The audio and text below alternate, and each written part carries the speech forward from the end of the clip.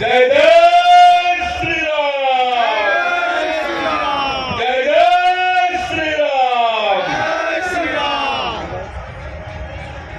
आज के इस अत्यंत गर्मामय समारोह में हम सबके बीच में उपस्थित देश के ख्याति लब्ध पत्रकार हरिभूमि INH के प्रधान संपादक आदरणीय हिमांशु द्विवेदी जी, हमारे बीच में उपस्थित दुर्ग लोकसभा क्षेत्र के यशस्वी सांसद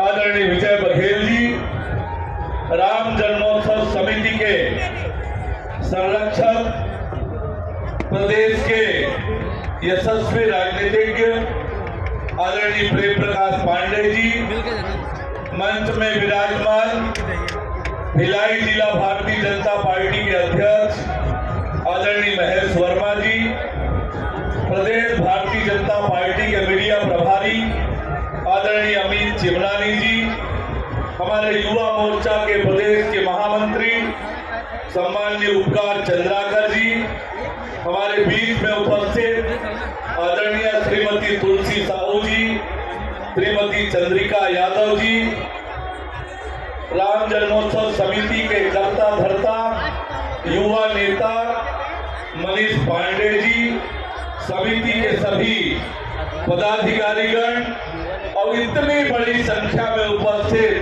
सभी राम भक्तों को मैं प्रणाम करता हूं। आप सबका अभिनंदन और स्वागत करता हूं। आज का यह राम जन्मोत्सव अन्य वर्षों से अलग है। पिछले 39 सालों से राम जन्मोत्सव समिति राम नवमी राम जन्मोत्सव का आयोजन करती रही है, पर इस बार का ये आयोजन कुछ अलग है, कुछ भिन्न है, क्योंकि आज जब हम राम नवमी राम जन्मोत्सव मना रहे हैं तो 496 साल के बाद हमारे अनेक पीढ़ियों के लंबा संघर्ष, त्याग, तपस्या और बलिदान के बाद हमारे रामलला, हमारे भांजा भगवान राम के भव्य और दिव्य मंदिर का प्राण प्रतिष्ठा समारोह अयोध्या में हुआ है। और 22 जनवरी को पूरी दुनिया में जो उत्सव और उल्लास मनाया गया, ये पूरी दुनिया ने देखा है कि राम भक्तों में कितना उत्साह, कितनी ऊर्जा का संचार 22 जनवरी को हुआ था। और इसलिए इस बार का राम जन्मोत्सव ये अलग है। आज पूरे देश और प्रदेश में राम जन्मोत्सव के बड़े बड़े आयोजन हो रहे हैं। गली गली, मोहल्ले मोहल्ले में राम जन्मोत्सव का आयोजन हो रहा है। और हम सब जानते हैं कि हमारे छत्तीसगढ़ में गांव गांव में नवधा रामायण का आयोजन होता है, राम कथा का आयोजन होता है।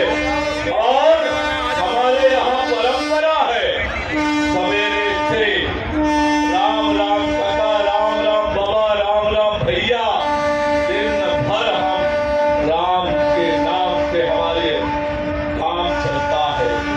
दिन भर राम राम बोलते हैं और राम हमारे कण कण में, रग रग में समाया हुआ है। और जब पूरे छत्तीसगढ़ में नवधा रामायण और राम कथा का आयोजन होता है तो निश्चित रूप से राम नाम का कोई महत्व होगा, राम नाम की कोई महिमा होगी। और राम नाम के प्रति लोगों का इतना स्नेह, इतना भाव निश्चित रूप से भगवान प्रभु श्री राम के नाम की महिमा का भी बखान करता है। रामायण का एक प्रसंग सुनाकर मैं आपको कहना चाहता हूं कि भगवान राम के नाम की कितनी बड़ी महिमा है। आपको वो प्रसंग सुनाता हूं मैं कि जब समुद्र सेतु का बंधन हो रहा था। आप सबको याद है, भगवान राम की सेना समुद्र सेतु के बंधन में पूरी ताकत से लगी हुई थी। हमें वो प्रसंग भी याद है जब पूरी सेना को राम काज में लगे हुए देखकर गिलहरी भी अपने आप को रोक नहीं पाई थी और गिलहरी ने भी अपना योगदान समुद्र सेतु के बंधन में किया था। और तब भगवान राम वहां पर बैठे होते हैं, उनकी पूरी सेना समुद्र सेतु के बंधन के काम में लगी होती है। क्या कर रहे थे भगवान राम के सैनिक? पत्थर को उठाकर समुद्र में डाल रहे थे। समुद्र में वो पत्थर तैरता था और पुल का आकार लेता चला जा रहा था। भगवान राम ने सोचा कि जब सब लोग काम कर रहे हैं, पत्थर को समुद्र में डाल रहे हैं, तो मैं अकेले, मुझे बैठना नहीं चाहिए। भगवान राम ने भी एक पत्थर उठाया, समुद्र में डाला। भगवान राम ने देखा कि वो पत्थर समुद्र में डूब गया। सबके पत्थर तैर रहे थे समुद्र में, पर भगवान राम का वो डाला हुआ पत्थर समुद्र में डूब गया। भगवान राम सकुचा गए और बोले कि ये क्या हो गया? सबके पत्थर तैर रहे, मेरा पत्थर डूबा क्यों? असमंजस में पड़ गए भगवान राम। भगवान राम को इस असमंजस में देखकर हनुमान जी ने पूछा, भगवान क्या बात है, क्या हो गया? आप संकोच कैसे कर रहे हैं? भगवान राम ने उस संकोच को छुपाते हुए कहा कि हनुमान कोई बात नहीं है। पर हनुमान जी तो हनुमान थे, परम भक्त थे भगवान राम के। उनके चेहरे का भाव उन्होंने पढ़ लिया और हनुमान जी ने जिद किया। भगवान राम को बताना पड़ा कि वो क्यों संकोच कर रहे हैं, क्यों उनके चेहरे में विस्मय का भाव बना है। भगवान राम ने पूछा, हनुमान आप सब लोग पत्थर डाल रहे हैं, वो पत्थर तैर रहा है और मैंने जो पत्थर डाला वो डूब गया। हनुमान जी ने कहा, भगवान इसका सीधा सीधा उत्तर है कि हम जब लोग जो पत्थर डाल रहे हैं, उस पत्थर में आपका नाम अंकित करके उस पत्थर को समुद्र में डाल रहे हैं। और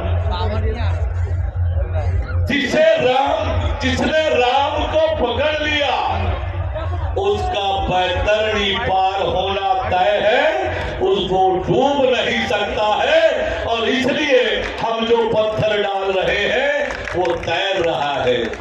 बोले ये तो ठीक है, एक बात हुई, पर मैंने जो डाला वो डूबा क्यों? तो हनुमान जी ने कहा, भगवान